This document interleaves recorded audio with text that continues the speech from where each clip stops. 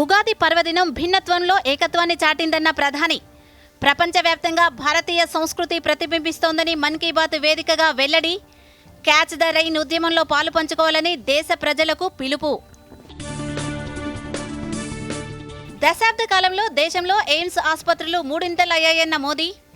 అంబేద్కర్ దీక్షా భూమి, అన్నగారిన వర్గాల సాధికారత చిహ్నమన్న ప్రధానమంత్రి. సేవకు ఆర్ఎస్ఎస్ పర్యాయపదమని వ్యాఖ్య. రాష్ట్ర వ్యాప్తంగా సంప్రదాయబద్ధంగా ఉగాది వేడుకలు. కొత్త సంవత్సరంలో ప్రజలంతా సుఖ సంతోషాలతో ఉండాలని ఆకాంక్షించిన సీఎం.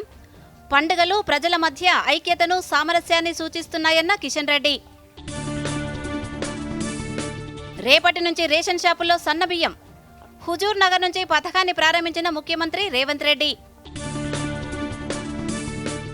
హైదరాబాద్ స్థానిక సంస్థల ఎన్నికల్లో కాంగ్రెస్, బీఆర్ఎస్ ఒంటరిగా పోటీ చేయాలని బండి సంజయ్ సవాల్. ఎమ్మెల్సీ ఎన్నికల్లో ఎంఐఎంను గెలిపించేందుకు అభ్యర్థిని ఆ రెండు పార్టీలు నిలబెట్టలేదని ఆరోపణ. ఐపీఎల్లో సన్ రైజర్స్కు రెండో ఓటమి.